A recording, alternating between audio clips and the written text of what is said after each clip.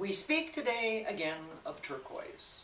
Turquoise first in the rough, the beautiful natural rock as it comes out of the earth.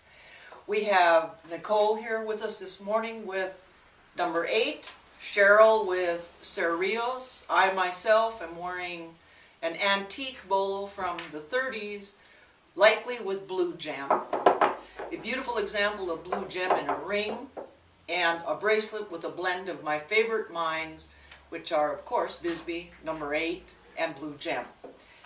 First of all then, Miss Nicole, what is it about turquoise that has attracted your attention?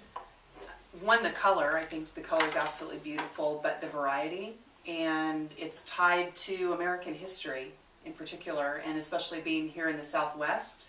When in Rome, do as the Romans. Okay, and so what is the turquoise you are wearing?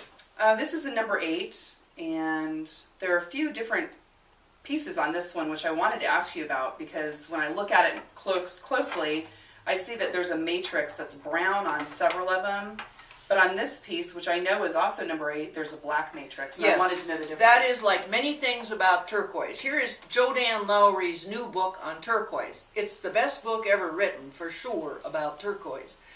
That question. Now, Jodan would tell Nicole that the ones with the black spider web are the most valuable and the most important.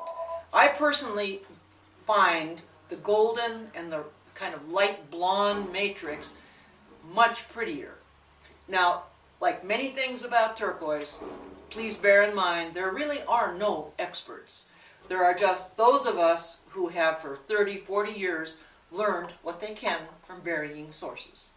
And now Cheryl is wearing...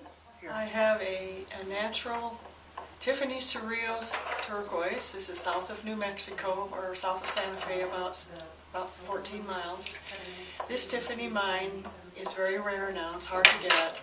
The Kuntz's family from Zuni has done the inlay on it. It is of a Thunderbird, and it is an example of a more recent, more contemporary treatment of an ancient design, unlike Deanna's Thunderbird design, which is from the 30s and much more traditional. That is natural turquoise. Please see our other videos, Cheryl speaking on Cerrillos, the one on our Facebook page about Morenci and Bisbee. I wish I could pass this to you and you could see. This is a real rock. This is before it is cut. Now we are going to turn our topic to not our specialty, but certainly the 95% of the turquoise jewelry sold in America has varying types of altered stone. Stabilized turquoise. There is not one single thing wrong with making jewelry with stabilized turquoise. This is a stabilized stone from Kingman, Arizona.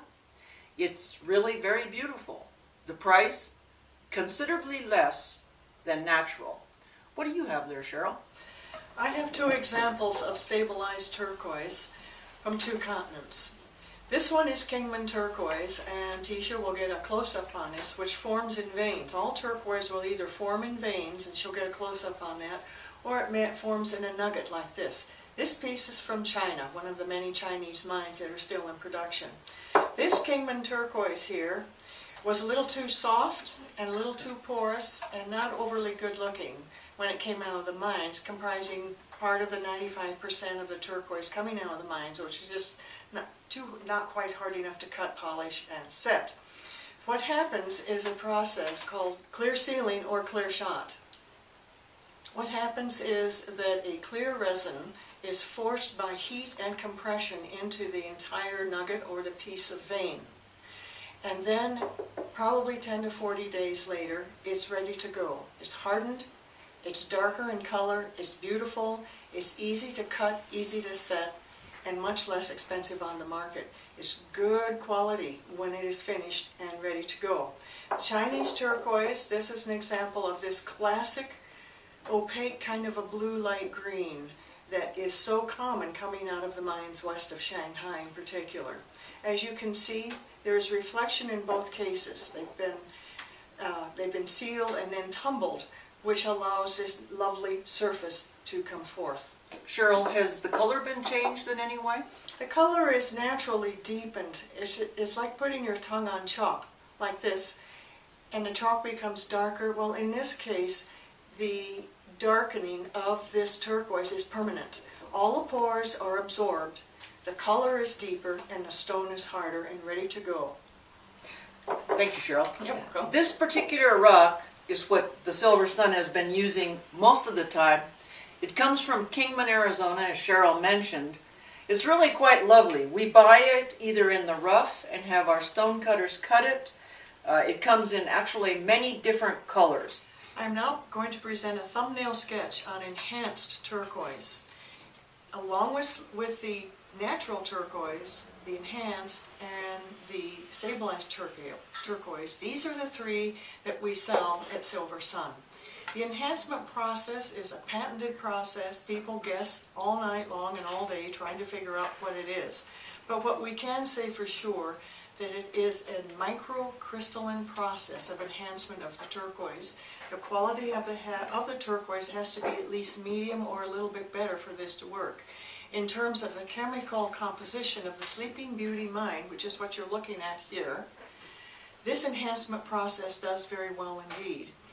It adds some kind of a microcrystalline shift, which darkens the stone and makes it harder and easier to work. We're very pleased to be able to show this, as the Sleeping Beauty mine is one of the most famous. I would like to add that today, in the last 5 years or so, a number of other mines have been enhanced. What I know, for example, is that number 8, if you look now at the beautiful natural, I have 2 examples here of enhanced beads. There are many different, I don't know what all there is out there, but the Elgin process is not the same as the Zachary copyrighted formula. It's a bit different. I don't believe this would ever test as natural. I'm not positive because I haven't done it. However, I can see the difference personally. If you look at some of these a little later and you compare what would you say the difference is compared to your beautiful natural number 8, Nicole? Do you see a difference here? A couple things that I've noticed is, one, I can feel that this is a natural stone. I don't know how to really describe that. It just feels like a stone that's been polished, but I can feel a little variation in the smoothness, but it feels like rock. And earlier we were touching some of these, and even picking up this, it feels like it has shellac over it. Or polyurethane, that's kind of what it feels like. It feels so ultra smooth, almost like glass. And then, I mean, you're the expert on this, but when I look at what you've helped me discover is the matrix on this is very sharp, very crisp. And when I look at some of these pieces, the matrix looks a little fuzzy almost. Is that a difference that you describe or no? I think that's close to describing what I would. How about you, Cheryl? I mean, these, to me, they look a bit flat. There's something about them. Now, if you're talking about experts having a bit of difficulty telling the difference, make sure you get it in writing from whomever you purchase the product. This should be considerably less expensive. You will find examples of it on our website. A number 8 earring that would sell for $600 is going to sell for 20% of that in this enhanced rock. There are other things that have now been enhanced. I have good examples of enhanced Emerald Valley, which is China, of course. Now today Mexico is has produced a great deal of rock. This is stabilized Nakasari. This particular rock I have not seen cut in the natural. Enhanced Blue Ridge, all these nice American sounding names straight from China. So you see, it is not a simple thing. Know who you buy from, get documentation, and actually you buy what you like.